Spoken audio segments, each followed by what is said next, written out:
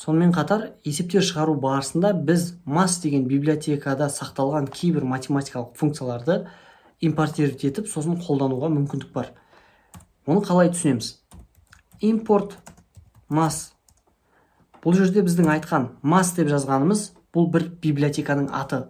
Ал import деген осы библиотеканың ішінде орналасқан функцияларды бізге импортировать етіп береді. Import деген, то есть сыртта бір жерде сақталған функцияларды шақырып, біздің кодымызда қолдануға мүмкіндік алу. Mass деген библиотеканың ішінде түрлі функциялар сақталған, солардың ішінде біз қарастыратын бірнешесін айтып өтейік. Мысалға, print mass деген библиотеканың ішіндегі cell деген функцияны көрейік. Cell деген функция бізге бөлшек санды артығымен жуықтауға мүмкіндік береді.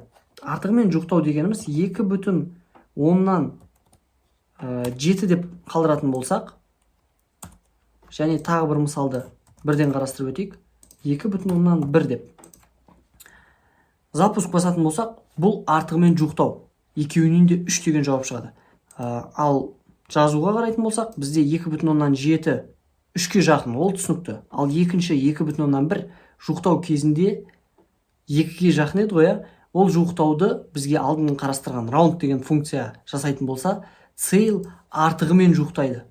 Ол cell'ді біз бір мақтаншақ функция деп еске ассоциативно сақтауға болады.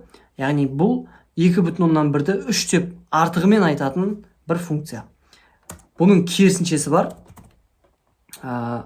Mass библиотекасының ішіндегі floor деген функция.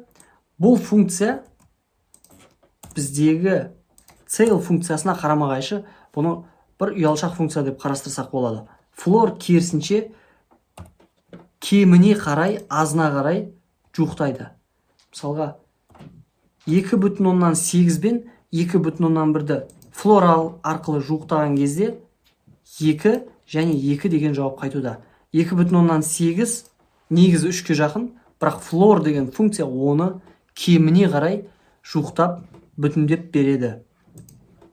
Mass библиотекасынан қарастыратын біздің келесі бір функциямыз бұл SQRT. Бұл біздің математикадағы түбірасты функциясы. Мысалға, бір A деген санымыз 25-ке тең болсын. Бізге осы A деген санның түбірін шығару керек. Ондай болатын болса, біз Mass библиотекасындағы SQRT функциясын шақырамыз да, ол бізге A-ның түбірін тауып беру керек. Запуск басатын болсақ, 5,0 деп шығарады. Мына жерде 5,0 дегенді қарап, біз түсінуіміз керек. SQRT функциясы бізге бөлшек санды қайтарады. Мысалға, A-ға 50 деген санды беріп көретін болсақ, 50 түбірден нақты шықпайды. Запуск берген кезде бізде 7,0 және ар жағында бөлшегі бар сан пайда болады. Яғни осы санның квадраты 50 болады екен. SQRT түбірасын табуға мүмкіндік беретін функция. Библиотекада сақталған функцияларды қолдану үшін біз import mass деп бірінші библиотеканы шақырамыз. Немесе уақыттан ұту үшін біз import mass деп толық библиотеканы шақырып емес, тек қана біз қолданайын деп жатқан бір функцияны шақырсақ болады. Ондай кезде біз қалай жазамыз?